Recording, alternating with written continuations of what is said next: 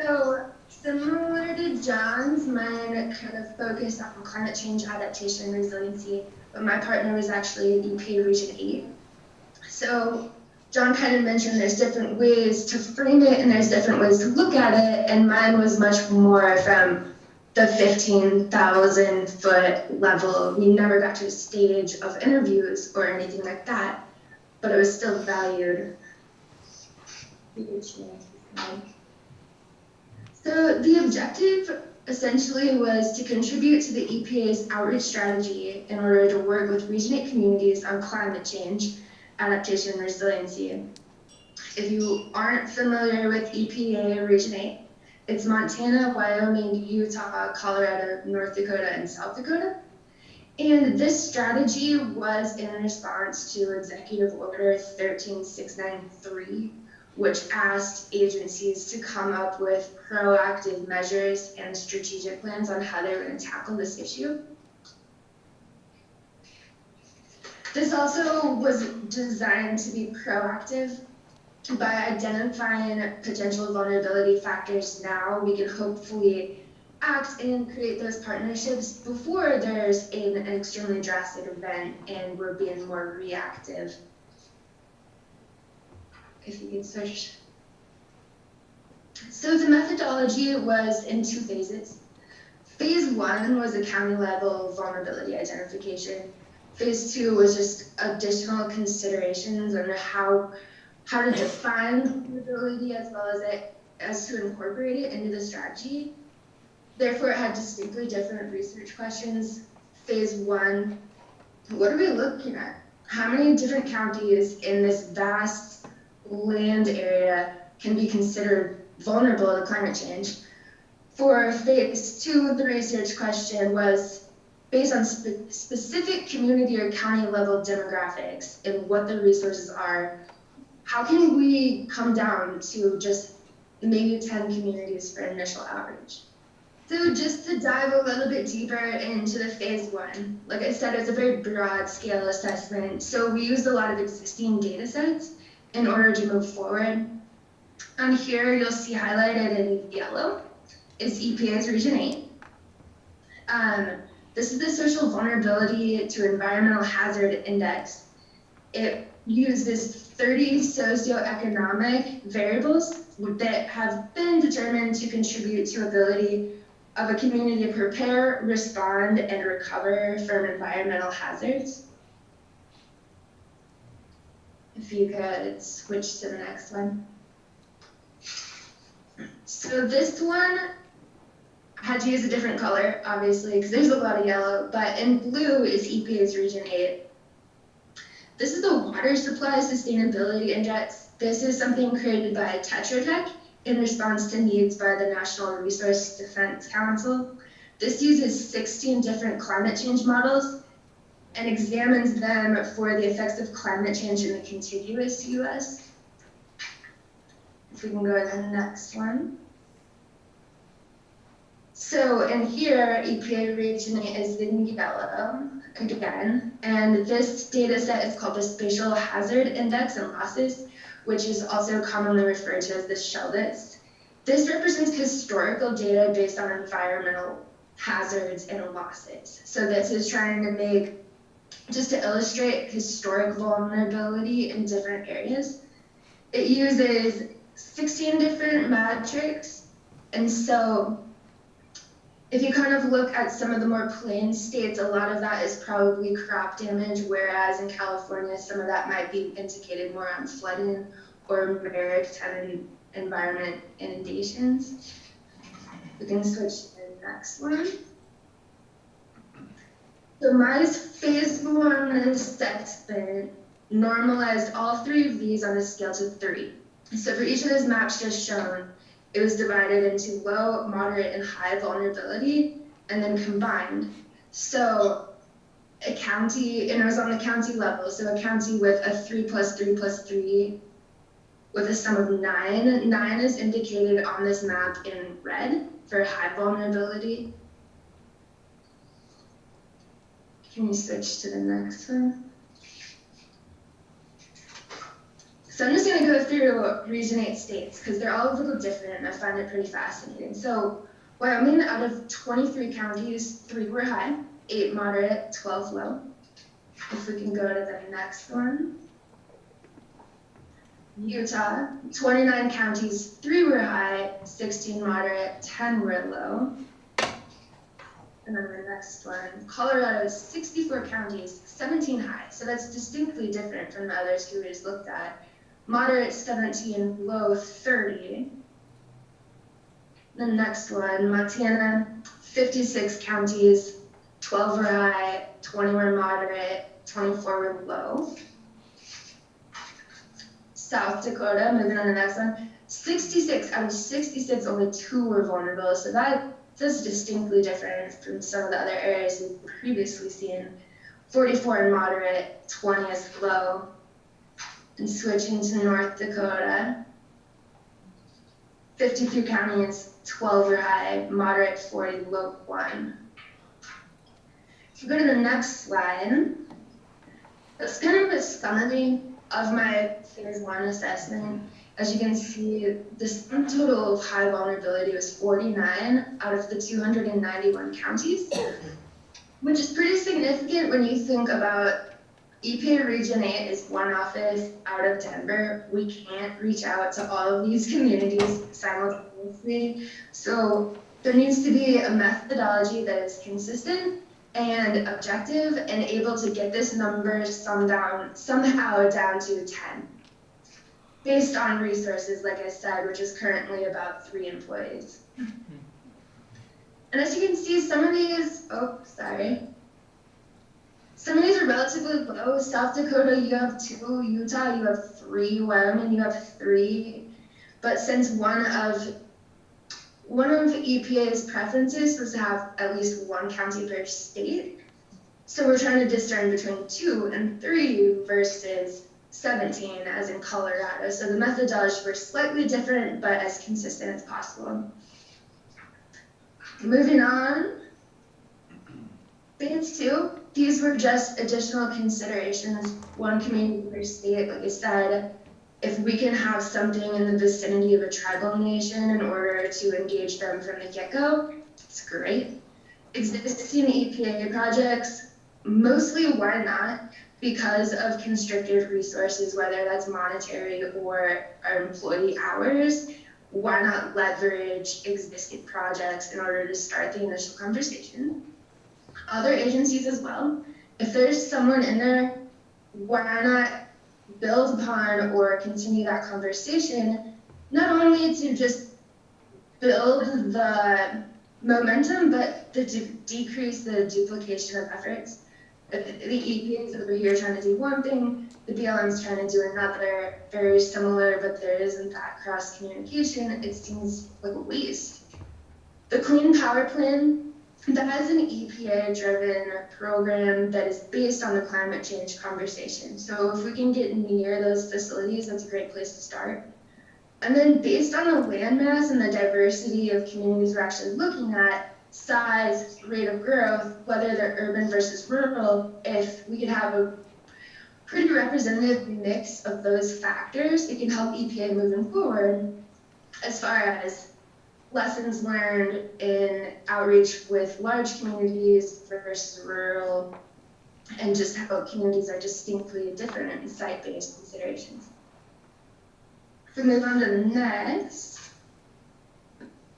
So this is just an overview of where they are planning to move forward per state.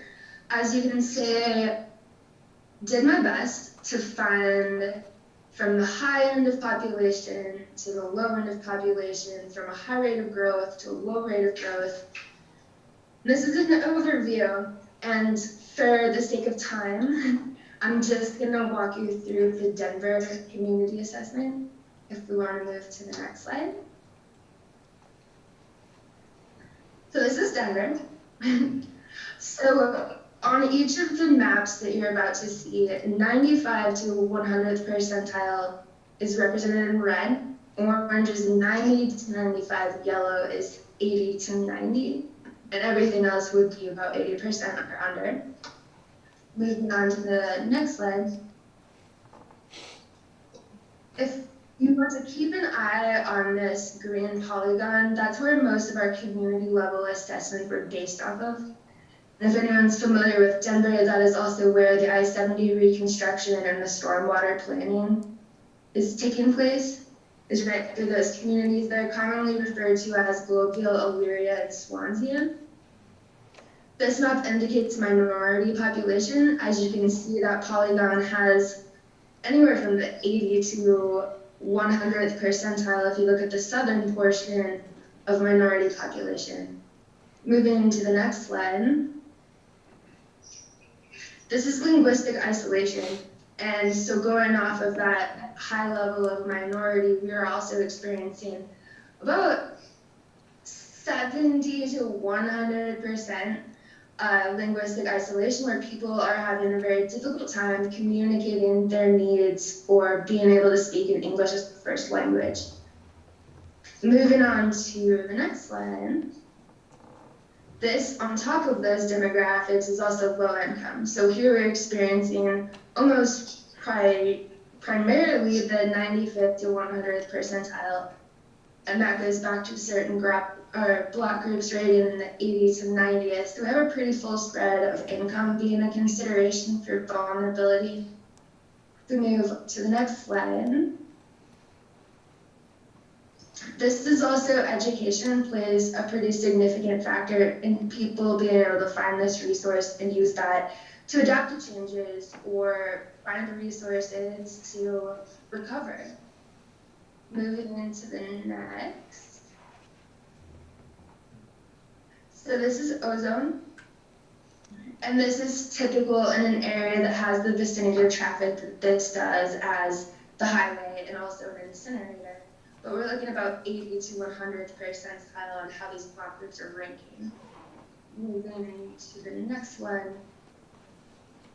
This is particulate matter 2.5. That's any particulate with a diameter of a micron, 2.5 microns, sorry. And that is also typical of the vicinity to traffic as well as the vicinity to incinerator. And here it's a little bit lower than some of the other indicators we've seen, but we are ranking in the 70 to 95th percentile for certain areas. Going on to the next. When you combine all these indicators using the percentile as a ranking system, every single one of them, state is orange. So everything is above the 95th percentile compared to the rest of the state. The rest of the region, we are also in above the 95th percentile, with the exception of PM25 in comparison to the rest of the United States. We are also above about the 90th percentile in each of these indicators. Going on to the next one. Limits to analysis, this is not intended to be exclusive. In no way is identifying these 10 communities saying that outreach will not eventually include every other town on that list, let alone every other town and community in Region 8. It's a screening tool, so it's not intended for detailed analysis. Considering how many demographics that we considered and how many averages we incorporated into this methodology, this is no way a way to expect very specific results if you were to walk on site. Scientific uncertainty, as we all know, for climate change, it's difficult to discern exact information.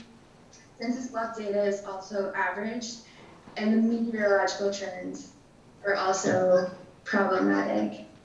And I think I'm out of time, but are there any questions?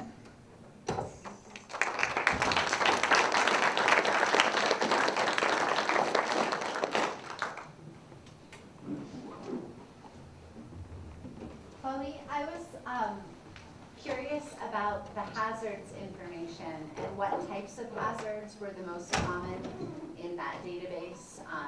I'm curious because I'm looking at the Front Range of Colorado and there's a lot of vulnerable communities. And is that mostly tornadoes or what is included in that?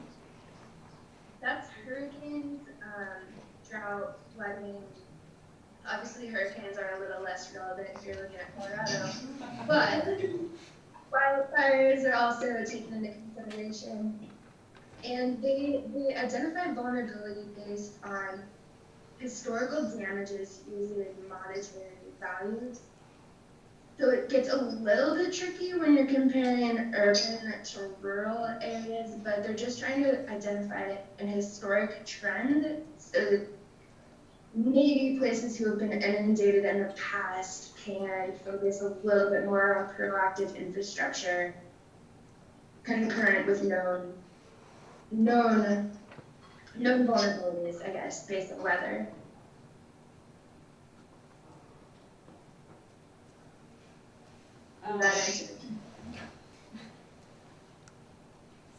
Chloe, can you hear me? Okay. So particulate matter and ozone, that's usually correlated with high incidences of asthma. Is the EPA working with public health as, I don't know, in collaboration with public health on that issue? Yeah, that would be something as far as moving forward, wanting to partner with other agencies who have an interest in that area. And a lot of that was also based on, we're not trying to indicate vulnerability or indicate causality based on these factors. It is more or less assuming that other issues are exacerbated by the number of other issues that can be piled on to a block group or a community. And so, yeah, partnerships with agencies like that who want to identify how to reduce those emissions, reduce ozone, particulate matter, work on the clean power plan, reduce the duplication of efforts in that area, that would be a perfect partnership. Andrew? Which way do I? Speak to the heavens. I think that the camera's right there, so. So Chloe, so that example you gave of that community there, which is low income, low education, how does the EPA engage that community in this process? So I mean, it looks like it's geared more towards political officials, but it seems like the most vulnerable people are these communities. Yeah, and so based on, because obviously the approach for an urban area is very different. So Denver County would almost be too large to tackle on its own. And so by kind of getting focus on areas that are already having these infrastructure changes and the low income, we already have bilingual teams in there. We already have teams in there talking about community and social compensations for any losses, stuff like that.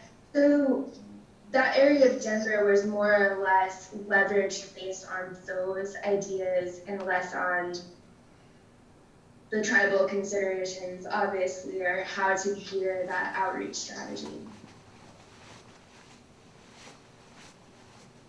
So to answer your question, really just making sure that our representatives are bilingual and making sure that they're aware of environmental considerations and how many other demographic vulnerabilities these communities are experiencing without trying to top-down approach, come in and tell them they're vulnerable and not be able to explain why.